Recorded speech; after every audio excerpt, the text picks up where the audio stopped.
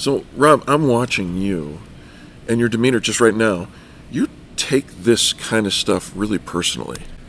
I do take it personally because we're talking about the safety of people. Yeah. And the cars are not made the way they were before, where you bang around a fender and throw some paint on it, and maybe it matches, maybe it doesn't, but it's not going to kill anybody. Right. Now, there are safety systems in these cars that must be attended to. Yeah. And they're not.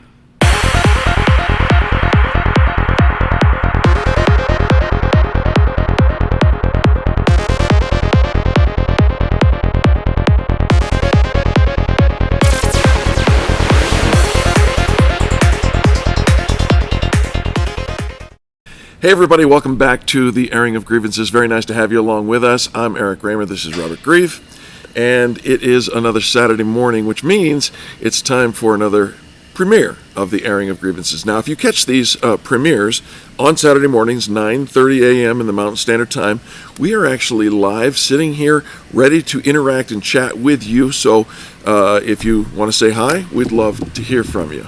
And that's what it looks like. All right, Rob, happy Saturday to you. Happy Saturday to you, my dear friends. Thank you for all the new subscribers. Yeah, we're growing. Yep. That's very nice. It's much appreciated. All right. Really. What you got for us today? Well, you know what? We've talked about many of these subjects before, but it just seems like every week there's more information about the epidemic of bad repairs going on out there to consumers' vehicles. Or and at the very least, incomplete repairs, right? Incomplete repairs, safety-related items being ignored. It's horrible. So, Rob, I'm watching you, and your demeanor just right now, you take this kind of stuff really personally. I do take it personally because we're talking about the safety of people. Yeah. And the cars are not made the way they were before, where you bang around a fender and throw some paint on it, and maybe it matches, maybe it doesn't, but it's not going to kill anybody. Right. Now, there are safety systems in these cars that must be attended to. Yeah. And they're not. Yeah. So this week, again, Repair-Driven News, one of my go-to places. Read it every morning. Yep. And anybody can sign up to get it in their mail. And it's not only industry-related stuff. There's other automotive information in here. Yeah, I'll put a link to repair-drivennews.com in the section below. But Dave LaChance's, by the way, thank you, Dave, for subscribing. The editor of Repair Driven News subscribed this week, so Nice. That was exciting. Thank you for that. Welcome aboard, Dave. But I want to talk about one of your articles you produced this week, and it says, the headline is, Repairify finds shops are missing most required ADAS calibrations. Well, ADAS, Automated Driver Assist. Yes. Calibration, so blind spot monitors, cross track, front cameras, all eyesight, all the technology, yeah. Right? And eyesight, of course, is a brand name, but it's the camera, the forward-looking camera on Subarus. And we've written an article about eyesight. You can find that. I'll put a link right down below. But interestingly enough, the headline says Repairify finds that shops are missing these. Most of these required calibrations. Yep, that's another company out there. Repairify is doing some good work out there. They're hunting down, and they've got thousands of inspectors out making sure that people are doing the proper repairs. And it turns out, not so much. They're not. Yeah. And so, the headline, shops are missing most required ADAS calibrations. Yeah. You bring your vehicle to a shop, you're trusting that they're going to fix it correctly. Of course. And, why they're not fixing it correctly, I'm not sure. If it's a knowledge issue or it's a denial issue from an insurer that thinks they know better. But, well, as we go through... You've got to fight for your guest. You've got to step in front of this thing and say, these things must be done for the safety of the occupants. Yeah, and since we're talking to you, the occupants of the cars, this isn't an industry piece, this is a driver piece, then, you need to check with the shop. If you take your car to a body shop, you need to ask them, are you doing these repairs? When it comes to the ADAS calibrations, are you doing those? And once you ask that question, wait for it till they answer. Yeah. Because they're either going to say yes or they're going to say no. And they will say yes, and then just ask them, okay, what does my car have? It's an epidemic. Yeah. Of shops that just do not know This what to look for. This article makes the point that many of the shops don't even have the right equipment, and we've been banging that drum for a long time as well. And even if you don't have the right equipment, that's cool. Send it to the dealer. Make sure it gets done. I'm not expecting, and we don't have all the necessary calibration equipment. We have a lot of the factory stuff, but Sure. There's so many different targets and different things that you need to calibrate these things.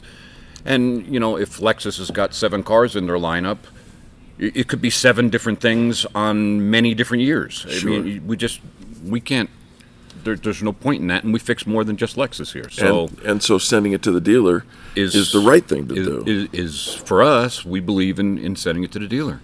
Yeah. And let them, because they're used to doing it. They understand, what needs to be done. And so I read this article in Repair Driven News, and great job, Dave. I appreciate the work that you put into this. Then I had a discussion with an insurance company, the largest property casualty insurer, and one that everybody knows who it is. Okay. I bet you Jake knows who it is. Yeah, Jake for sure knows who it is. Yeah. And it was, we wrote an estimate. They wrote an estimate. It's nowhere near each other. We go back and forth on all the needed things and why they're needed and so on and so forth. And plus, we can't cut any corners because we're Lexus authorized. Sure. And this happens to be a Lexus that I'm talking about. Okay. And Lexus audits our files. And our estimates and repair plans get sent to Lexus so that they know that we're including all the right things and not using any aftermarket parts and all the rest of that stuff. The accountability that goes with certification. So we have to do it the way Lexus wants it done. And why wouldn't you want it that way? I can't think of a good reason. We were doing that long before we were Lexus authorized. But I'm having a conversation with this adjuster, and it's about seatbelt inspections. And this document right here says that the seatbelts need to be inspected after a collision. And the inspections vary. This one requires a road test. Some of it's visual, some of it's functional. Some of it you need the scanner to check, different aspects of it. Sure. And I'm going over this with the adjuster, and he says, okay, just, might as well stop right there. We're not covering seatbelt inspections. I said, well, why wouldn't you cover seatbelt? I have the document right here. It's for this car. It's right up there. It says right there, 2013 RX 450H. Why wouldn't you cover it? Yeah. He says, well, it's not common in the market. This goes back to the article that we just told you about. It's not common in the market means that most of the body shops out there aren't doing this procedure, and so the people who are supposed to pay for the proper repair are saying no, because most people don't ask for it. It's the reasonable and customary thing, and it's not customary in the market. Nobody else is. So what does that say to all the other body shops that are surrounding right here or in your neighborhood, wherever you may live? What does that say? I'm going to put a link right up here to the video that we put on the 2 most dangerous words that you could possibly hear. Industry standard. Industry standard. It's just ridiculous. It's shameful. Yeah. And it is driving unfortunately, the industry because of the people who want to pay for it or don't want to pay for it, as the case may be. Yeah, so if it's just further cementing the fact that the shops are not repairing vehicles correctly, because if they were, they'd be doing these inspections required by the manufacturer. And why is the manufacturer requiring them? To keep the occupants safe. Yeah. And an insurance company as large as the one I'm talking about doesn't care. Yeah. Doesn't care enough to say, oh, that's a legitimate document and needs to be done. You go ahead and do it and we'll reimburse you. No, what they say is the other shops in the area aren't doing it, so we're not going to pay for it. What's not being said, and Rob, I think we need to draw attention to this, is that most of those shops have what's called a DRP relationship. It is a direct repair partnership or program that they are on with the largest insurer, and every insurance company offers these DRP relationships. We have never ever been on one, and we won't go on one because we won't compromise. And so again, it's the tail wagging the dog, if you will, except it's a mighty big tail on a little tiny dog. Yeah, the chances that you're going to get your car repaired properly are diminishing more and more every single day, if not from the lack of knowledge or greed on the body shop side of things, to the downward pressure from the insurance company side of things. Yeah. You need somebody in your court, and I recommend you search those people out prior to ever. Hopefully, you never need them. And I want to just say this. I hope you never get in an accident, and I especially hope you don't get in an accident now. Right. Because the downward pressure on you getting your car repaired properly is ferocious, and it's maddening. Yeah. It's maddening. It sure is. Well, and Rob, you bring up some important points, and I know this sounds like we're beating the same drum, but here's the fact, folks. This issue's not going to go away. And it's only going to escalate in the challenge of risk to you to get your car properly, fixed. So here's what we'll do. We're going to put the phone number right here to Nyland's, and you can call that number anytime and ask a question. It doesn't matter where you are in the country. This man has connections all over the country to body shops who are owned Lots of great friends by people who are filled with integrity, and they're happy to help. But do not make the mistake. Do not make the mistake of falling under the pressure of going to the body shop that your insurance company wants you to go to, because you've got to ask yourself the question, why do they want me to go here over a place that's independent and can actually perform the proper repair? Yeah. So be careful. Yeah. And we're here to answer any questions if you have them. And that's what I got for this week. I know it's kind of like beating the drum a little bit, but Yeah.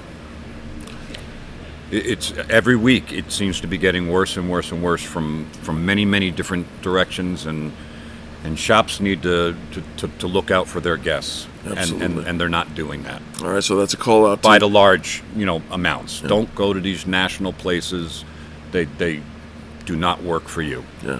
And it's our call out to anybody who owns a shop who comes across these videos. Do the right thing, right? And it's difficult sometimes. I mean, you see the pain that goes on as we talk about issues like this, but the fact of the matter is there's only one way to do it, at least here at Nyland's. If it's not perfect, it's not leaving. It's not leaving. All right. Anyway. Rob, cheers. Try to have a better Saturday. God bless you guys. Thank you so much for tuning in. It means the world, and all the messages and notes and everything. It's thank you. Absolutely. It's heartwarming.